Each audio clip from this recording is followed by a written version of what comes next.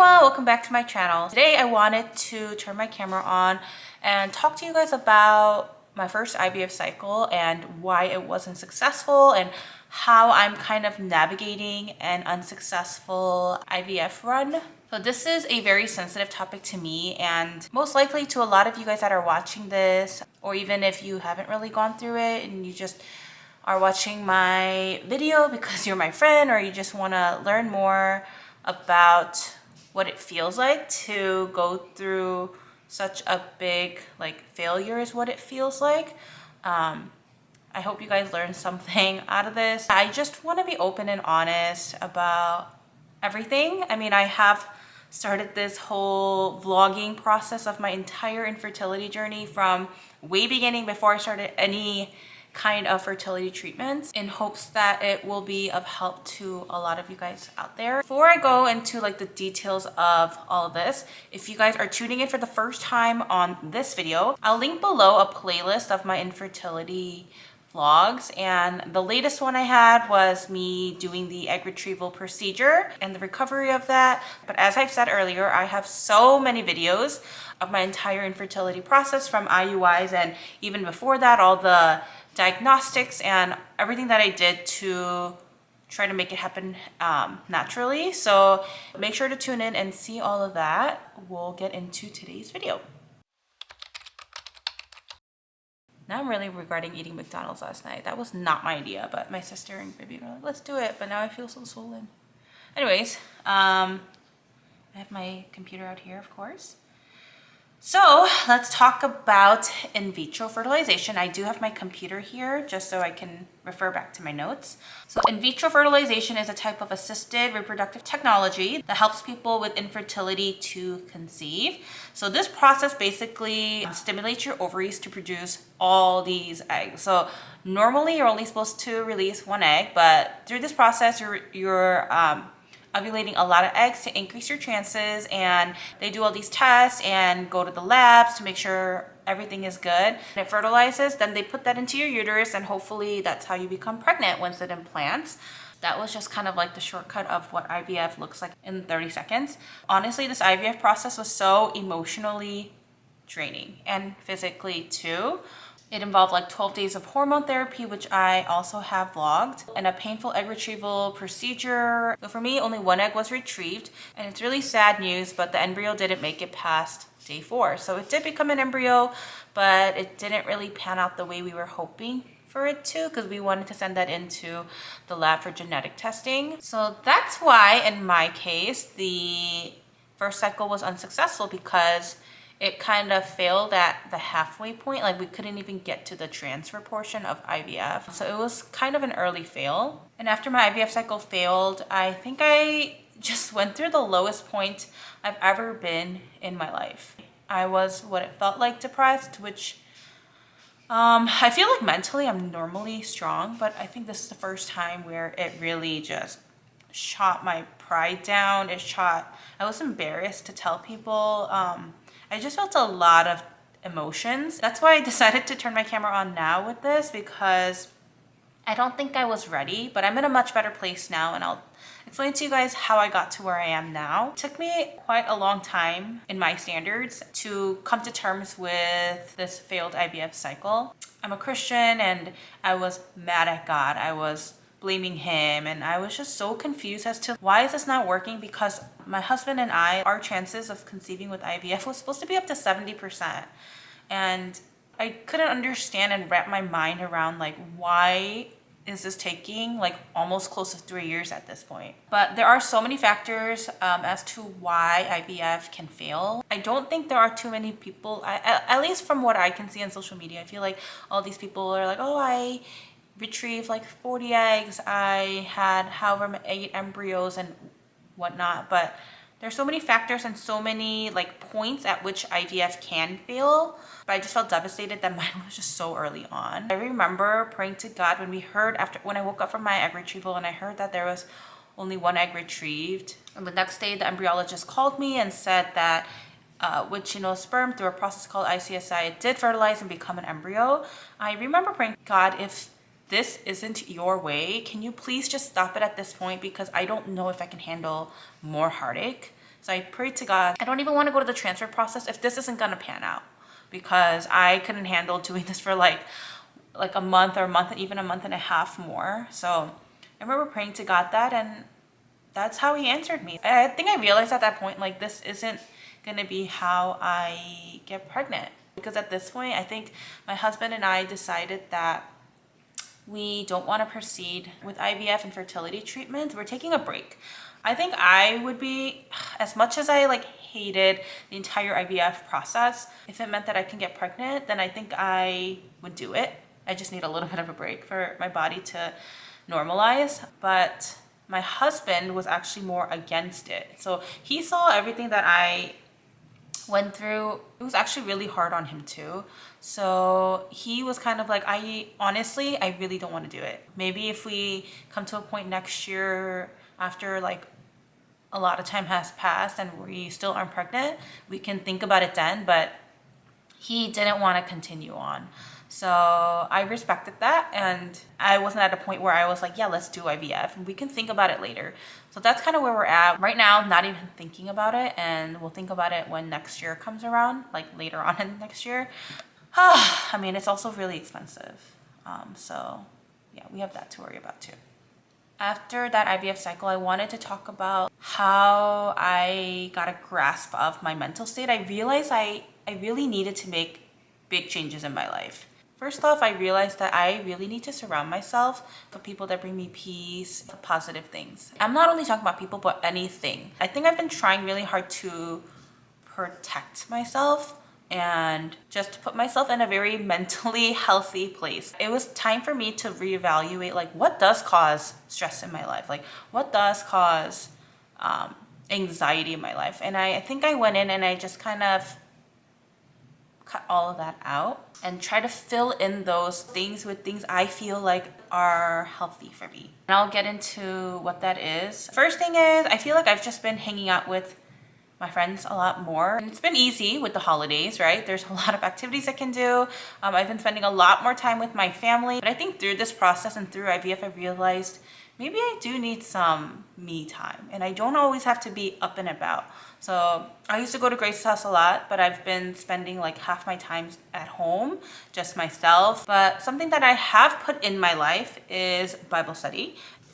It's from a company called Alabaster, and my sister and I and our friend Vivian have decided to do this. You know, individually we're all going through something, and it's something that has been on our mind for a while, but this book was on sale during Black Friday and it looked so pretty, and I started looking into the reviews and I was like, maybe this is something I need. So I have been doing a lot of deep diving into the Bible. In the morning, I do my own QT. So I do a lot of like self-time and devotionals and with that aspect. And always at the end of the night, I close out with a prayer with my husband before we go to bed.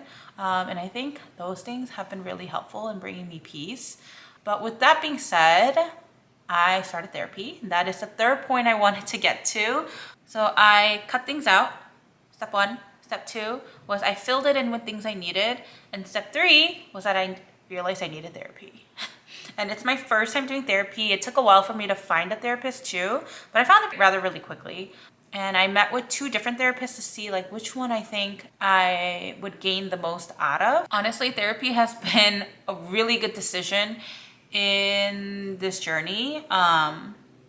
I also wanted to make sure that I was okay mentally. So I wanted to make sure I don't have severe anxiety or depression coming out of this big uninvited chapter of my life. But luckily through therapy, I realized that I think it was like a lot of the hormone that was getting to me, but I also realized that all the things that I was feeling was self-inflicted. Like I was making myself think that way. I was putting myself in that headspace. I think one of the biggest things I've learned is my therapist was saying, have you noticed that you've been saying that you say should and shouldn't a lot? That's something I never realized. And when I was talking about that part with my sister and my husband, they were like, oh my God, she's so right. You say that a lot. Grace is like, you literally just said that to me. You're like, you should have done this or whatever. But in my head, I was like, okay, why is that bad? And she said that should and shouldn't is actually a very negative word because it means you failed. You failed and this is what you should have done. Or like, this is what I shouldn't have done. So I keep going back to the past and correcting myself and keep telling myself you failed and this is what you should have done. And she said there's nothing good that comes out of should and of saying should and shouldn't. I was kind of like, really? Because I feel like I'm the type of person that wants to learn and not make that same mistake. So for me, should and shouldn't was a way to protect myself and like, I should have done this. So next time, like, you know, check, don't do that. Or like do that. But I guess I was being too obsessive with that and constantly being too hard on myself and blaming myself kind of for everything. You know, I know how like most people say we try to blame others, which I do too, but I feel like I always put a lot of blame on myself. I don't know if it's like the first child mentality. Yeah, I feel like I learned so much through therapy. We also came to the conclusion that me doing back-to-back treatments was probably not a good idea because I never gave my body a break, but I never gave my mentality a break from constant failure. Obviously, the doctor was like, it feels like to me that you are a type of person where if you put in the work, you get out what you put in. And I said, yes, like for most of my life, yeah, that was true. If I put in X amount of work, I get what I want at the end of it. But this is kind of the first time where I'm trying my hardest and it's just not working out and everything's going against all the odds. And I just feel like I've been putting a lot of that blame on me. So therapy has been one of the most helpful things. I'm not saying therapy is for everyone, but I feel like if you feel like you need to process and you need help processing what you've gone through, especially with something like IVF, I do think therapy is a great option. Obviously, you need to find a great therapist, and that can be its own set of problems.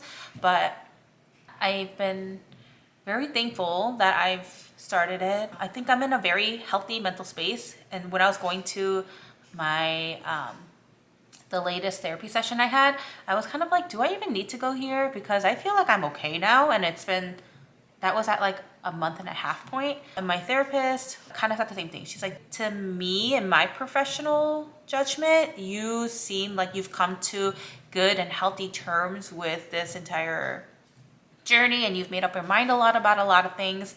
We both decided that we can check in with each other in January to see if I want to work on, you know, a different set of problems that I feel like I have within me aside from infertility. But at least on the infertility side, we both came to the agreement that I'm in a good place now. So that's where I'm at with that. IVF has been clearly a lot to me. I feel like with this video, I kind of wanted to do a video where I'm not crying because all the consecutive videos that I've put up with IVF, I've just constantly been crying. I am glad that I am where I am now. Despite the disappointment, I'm hopeful that one day, hopefully soon, I will become pregnant. And in the meantime, I'm 100% focusing on myself. Physically, mentally, emotionally. I don't think I've been working out as hard, but I've been doing more classes, which I feel like are way more effective. Just to keep myself busy, obviously to be healthy, meeting up with friends and family and keeping myself busy, that there's more to life than just babies. And I need to get out of that headspace. I feel that if you guys are doing IVF, I think you need to be prepared mentally that there is a possibility of failure. And I know then I've been saying it even before we did the egg retrieval, that, you know, even getting one egg is a miracle. And that's why I had the anxiety that I had during the stimulation portion, the injection portion of IVF. Because in my head, I was like, there's always a possibility. But I feel like if I went in there with so much hope and then that happened, I would have been even more devastated. Even then, it was really hard for me to accept that news. If you do go through an unsuccessful IVF round, really seek out support from anyone you can, whether that's a medical personnel, like a therapist or a doctor or whoever, or get onto those like online support groups, or even if that's me. You need to get it out. I mean, first you need to process, and it depends on how you process things. As much as it's hard to say, like a failed IVF cycle isn't the end of the world. Even though it feels like it in the moment. Like I know how it feels. I don't know. I've been really feeling like life just really sucks. But sometimes things are meant to be and things will come at the best time, at the best place. First, unsuccessful IVF isn't uncommon. Normally it does take people a lot of and multiple trials. So keep that in mind and stay strong. And I did want to mention here, I wrote something. I decided to take a break and wait it out. And sometimes waiting doesn't have to define you. Just because you wait, you have two options during this waiting period: to go down a really dark, deep road where like the deeper you go, the harder it is to get out of. Or you can choose this time to nurture yourself, to find joys in your life. That decision is up to you. But from where I've been, I feel like going down that dark, deep path was so lonely and so depressing. And I wouldn't want any of you guys to go through it. So I really hope you guys choose the path. Okay, now I'm getting emotional. I really hope you guys choose the path that I believe is right, where you choose to love yourself through all the craziness in life. Remember that you are strong, resilient, and incredible. Like even coming to this point of thinking about IVF honestly is a lot to already overcome. So I constantly remind myself that while the journey is so tough, at the end of the day, it's just a temporary chapter in our journey. Let's just use that time, focus on ourselves and focus on what we can control, which is our mindset. Because the outcome, no matter what it may be, will be a testament to our unwavering spirit. And that's something that I really wanted to say. I always pray that anyone that is going through infertility in life will find peace and confidence that one day it will happen. But I am praying for you guys out there, all of you guys who leave comments. It's literally been so healing when I read them. And most of you guys are very positive and are going through the same journey as me. So I will be praying for you guys, and see you guys on my next video. And I'm burned by the morning light. I make the same mistake more than twice. Same song, but brand new.